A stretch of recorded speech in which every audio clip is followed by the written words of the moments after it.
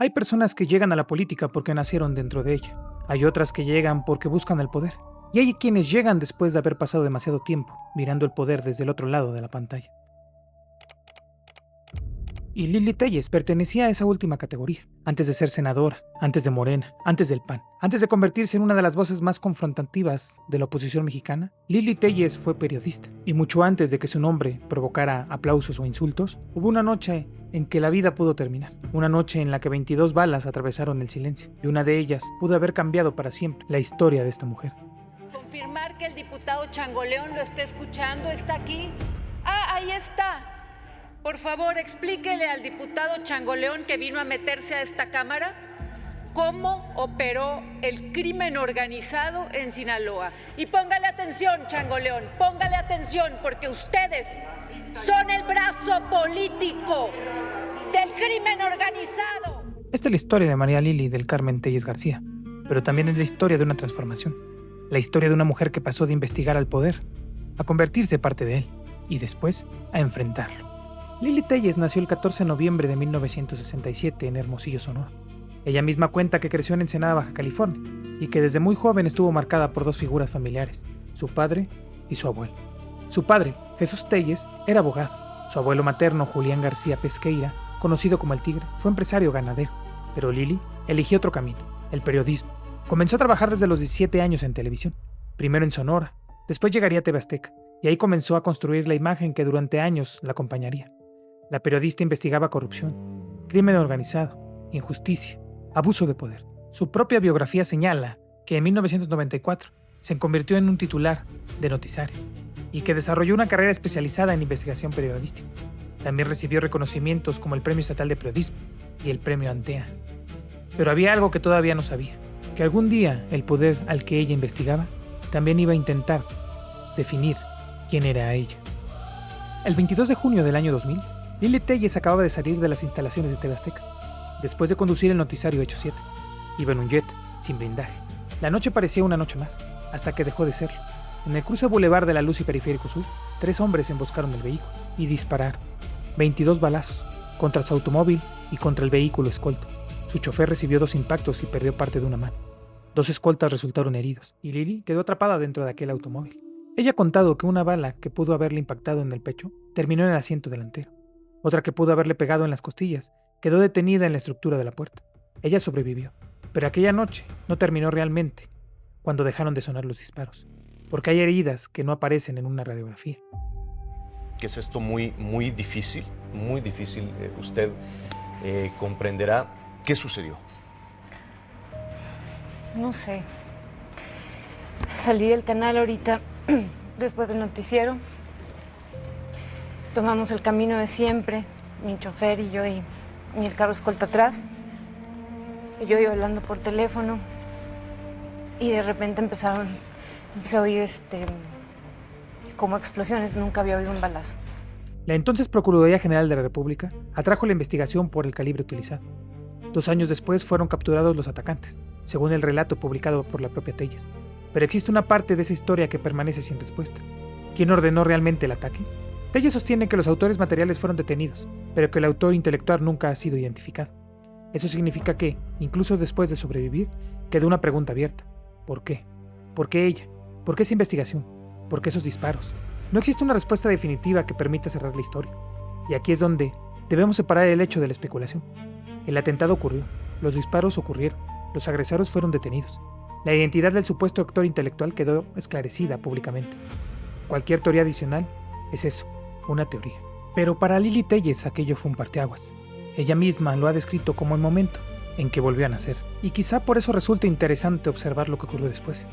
Porque no abandonó el periodismo, regresó y continuó investigando. Durante años su identidad estuvo ligada a la televisión. No era todavía una política, era una periodista, una mujer cuya herramienta era el micrófono.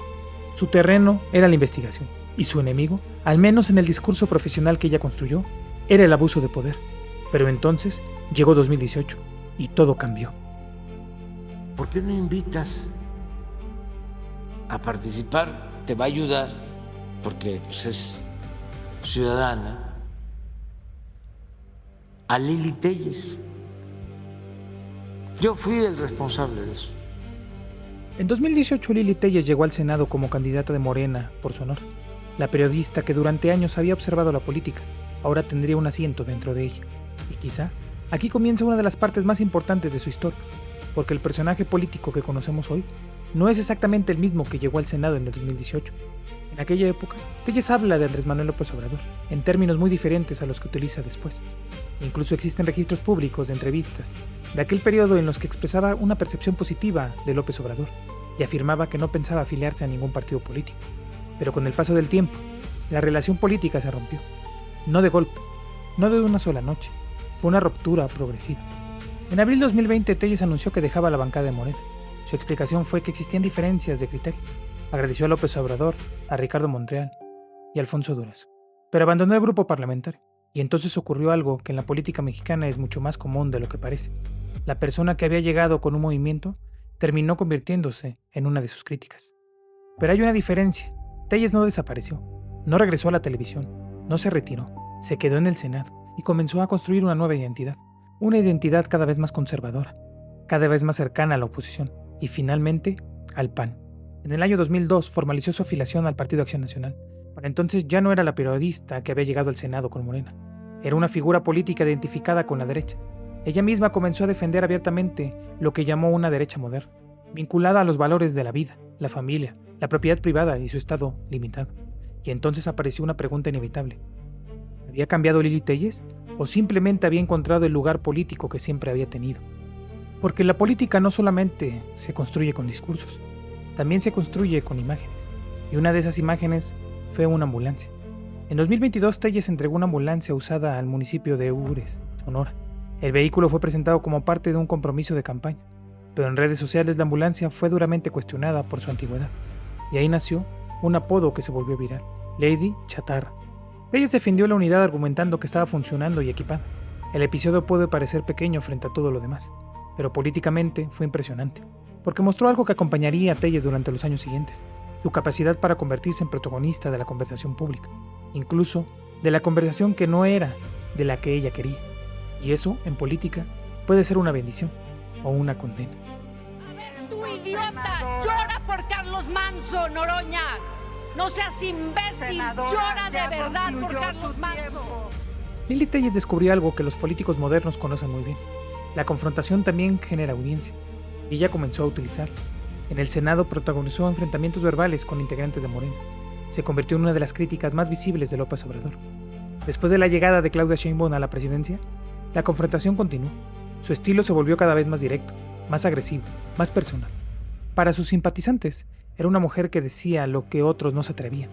Para sus detractores, era una política que había convertido la provocación en una estrategia. Y quizás ambas cosas pueden existir al mismo tiempo. Porque una persona puede decir cosas incómodas y también exagerar, puede denunciar abusos y también caer en la polarización. Puede convertirse en una voz necesaria para unos y una figura insoportable para otros. Y eso es precisamente lo que vuelve interesante a Lili Téllez. No es fácil encerrarla en una sola etiqueta. Y entonces llegó una nueva etapa, una mucho más delicada: la seguridad, el narcotráfico, la relación entre México y Estados Unidos. En 2025, Téllez apareció en medios estadounidenses, incluyendo Fox News, hablando sobre la necesidad de apoyo de Estados Unidos para combatir los cárteles. Sus declaraciones provocaron una tormenta política. Desde el oficialismo, fue acusada de promover una intervención extranjera. Téllez respondió que no había pedido una intervención, sino una ayuda contra los cárteles. La diferencia entre ambas interpretaciones se convirtió en una batalla política, y aquí otra vez hay que separar los hechos de calificativos. Sí realizó declaraciones públicas en medios estadounidenses, sí defendió una mayor participación o ayuda estadounidense en contra de los cárteles, sí fue acusada por integrantes del oficialismo de traición a la patria, y sí, ella rechazó esa interpretación. Pero llamar jurídicamente a alguien traidor a la patria es otra cosa. Una acusación política no equivale automáticamente a una sentencia. Y en este caso, la propia discusión política mostró hasta qué punto la política mexicana había entrado a una etapa de polarización extrema. Y Lili Téllez no desapareció, al contrario. En 2026 continúa como senadora del PAN por Sonora. El propio grupo parlamentario del PAN la registra actualmente como integrante de las comisiones de Defensa Nacional, Derechos Humanos y Relaciones Exteriores, entre otras responsabilidades. Y su discurso continúa siendo confrontativo. En febrero de 2026 presentó una iniciativa para eliminar el arraigo y la prisión preventiva oficiosa, argumentando que nadie debería permanecer en prisión sin una decisión judicial individualizada. Pero al mismo tiempo, Sus intervenciones políticas siguen generando fuertes polémicas. En mayo de 2026 realizó acusaciones muy severas contra integrantes de Morena y vinculó públicamente a políticos con el crimen organizado. En junio volvió a lanzar duras acusaciones contra el gobierno de Claudia Sheinbaum. Y esas declaraciones políticas realizadas por Telles no deben presentarse como hechos judicialmente comprobados si no existe una resolución que así lo determine. Y precisamente ahí está la parte más incómoda de esta historia, porque Lili Telles pasó de investigar acusaciones a realizar acusaciones desde una tribuna política. Y la pregunta entonces cambia. Ya no es ¿qué piensa Lili Telles? La pregunta es ¿qué sucede cuando una periodista acostumbrada a cuestionar el poder se convierte ella misma en parte del poder? Hay algo extraño en la vida pública. Nos acostumbramos tanto a ver a los políticos discutir que olvidamos que antes de ocupar su curul eran personas, tenían miedo, tenían familia, tenían heridas, tenían sueños. Lili Telles llegó a la política después de sobrevivir una noche que pudo haber terminado con su vida. Después llegó al Senado con Morena. Después rompió con Morena. Después se acercó al PAN. Y hoy continúa enfrentándose públicamente con quienes alguna vez compartieron su mismo proyecto. ¿Fue una traición? ¿Fue una evolución? ¿Fue un pragmatismo? ¿Una convicción? Cada espectador tendrá su respuesta. Pero hay una cosa que sí sabemos. La política mexicana está llena de personas que cambian de bando. Lo verdaderamente difícil es saber cuánto de ellas cambia con la camiseta y cuánto permanece debajo de ella. Porque quizá el verdadero misterio de Lili Telles no sea saber de qué partido es. Quizás sea descubrir qué quedó de aquella periodista que alguna vez se enfrentó al poder detrás de una cámara. Aquella mujer que recibió una noche 22 balazos y sobrevivió. Y que desde entonces parece haber decidido que el silencio no era una opción. Y si llegaste hasta aquí, probablemente esta historia también te dejó una pregunta. Y si quieres seguir entrando a estas historias donde detrás del personaje siempre existió algo más, suscríbete a Dimensión Caótica. Y recuerda que la música original que escuchaste durante este episodio tiene su propia dimensión. Suscríbete también a Sonidos de la Dimensión, donde publicamos las atmósferas y canciones originales que acompañan nuestras historias. Porque aquí no solamente contamos historias, también les ponemos sonido. Y no olvides suscribirte aquí en tu canal Dimensión Caótica. ¡Vámonos! Orden pedirle a la mesa directiva que no permita los insultos a un legislador o legisladora. Si fuese a la inversa, yo sería acusado de violencia política de género. A mí me parece que usar además a un indigente para tratar de insultar a un legislador no solo muestra racismo y clasismo, sino muestra una falta de educación y una falta...